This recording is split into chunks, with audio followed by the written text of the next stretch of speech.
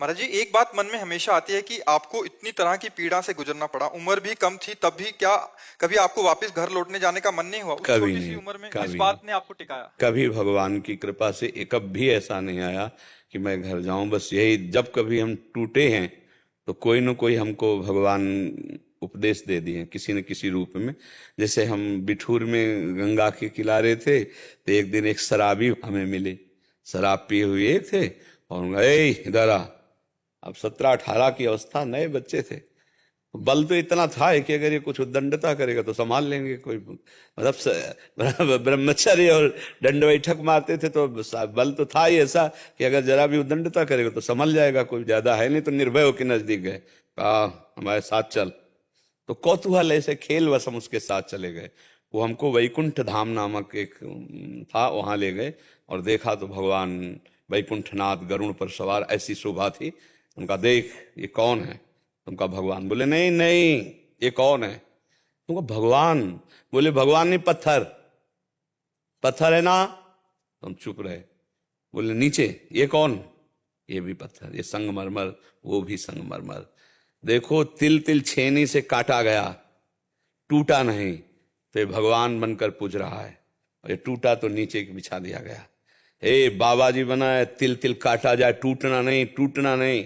हम उसे पंचांग उसी समय प्रणाम किया।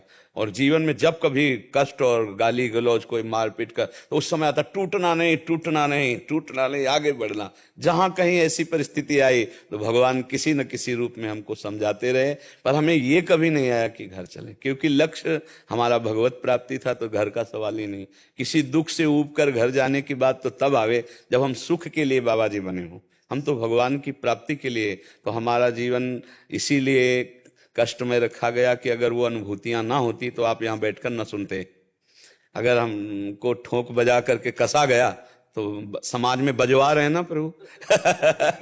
मटकी को धूप में तपाकर का आवे में जला करके कुम्हार जब पक्का कर लेता तब बाजार में टन टन टन करके कहता है ये 20 रुपए की गरज है तो ले जाओ। ऐसे भगवान अपने भक्तों को ठोक बजा के मजबूत करके समाज कल्याण के लिए उतार देते हैं। तो अगर हमें अनुभव ना होता ज्ञान मार्ग का, भक्ति मार्ग का, जीवन का अनुभव, तो ये जो आज लाखों हजारों लोगों का जो भाव परिवर्तन हो रहा है, जो भगवत मार्ग में चल रहे हैं, ये कैसे चल पाते? इसीलिए भगवान ने कसा, इसीलिए भगवान ने हमको हर परीक्षाओं से पास करने के लिए मजबूर किया। कोई रास्ता ही नहीं। भगवान जिसको अपने मार्ग में लेते तो अन्य कोई रास्ता ही नहीं। आज तक हमारा कोई दोस्त नहीं, आओ भाई ऐसे करने वाला पूरी जिंदगी में नहीं।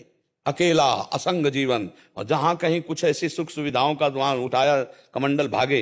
हमारा एक लक्ष्य था, ब्रह्मानुभूति।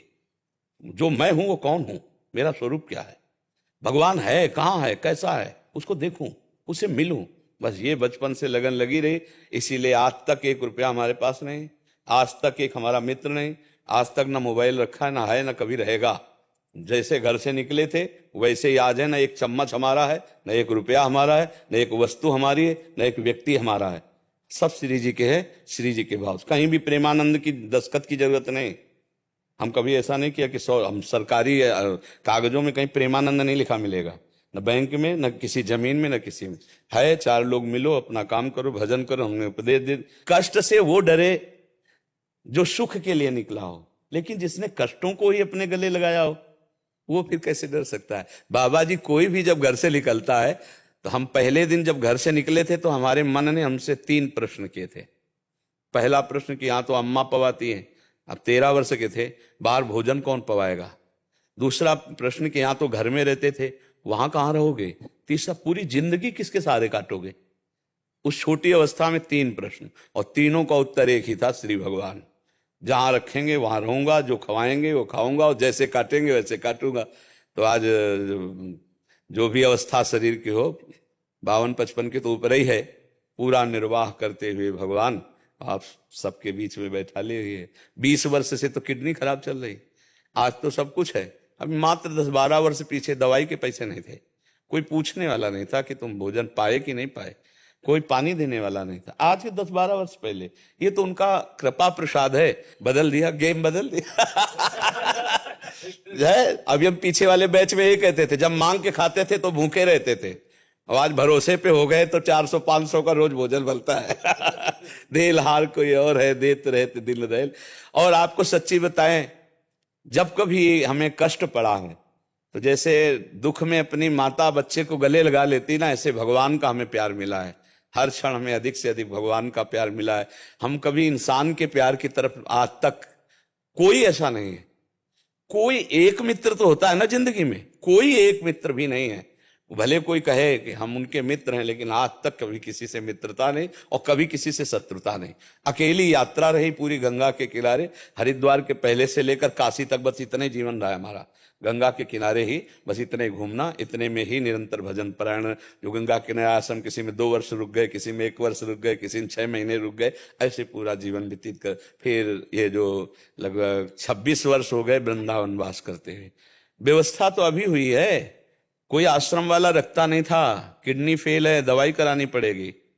अरे तुम कैसी विपत्तियों का सामना करना पड़ा है कि कैसे। घाट में जब काशी में थे ना, तो कई कई दिन ऐसे, जब कोई सतुआ बांटता तो थोड़ा हमको भी मिल जाता, शाम के भिक्षुकों की लाइन में बैठ जाते थे। कभी कोई मीठा बांटा तो ऐसे मिल गया, रोटी दाल सब्जी, ये तो सवाल। और ये नियम लिया था गुरु के आगे, नहीं तो वहाँ बड़े बड़े भंडारे होते रहते काशी में, कोई कमी थोड़ी। मारवाड़ी क्षेत्र तो ऐसा है, आप 24 घंटे चले जाओ भोजन मिल जाएगा आपको काशी में। लेकिन नियम लिया था कि काशी के घाट में आकाश वृत्ति में जो आएगा वही लेंगे। पैसा कभी जीवन में पास नहीं रखेंगे, कभी मांगेंगे नहीं, किसी आश्रम नहीं जाएंगे और घाट में रहेंगे। घाट में जो मिलेगा तो गुरु के सामने जो वचन लिए थे बस उसी अनुसार जीवन व्यतीत हुआ। फिर भगवान महादेव जी ने कृपा की, यहाँ वृंदावनेश्वरी से बात करके ट्रांसफर कर दिया, काशी से ट्रांसफर वृंदावन कर दिया, ऐसे चला।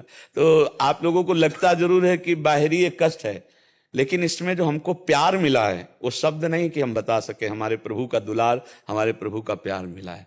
जब एकांत में कष्ट से पीड़ित होकर के मन प्रभु को पुकारता, उस समय जो आनंद मिलता, उस सुविधा में थोड़ी आनंद है। एसी में बैठ के प्रभु को पुकारा जाता है क्या? हाँ कृष्ण एसी में आएगा?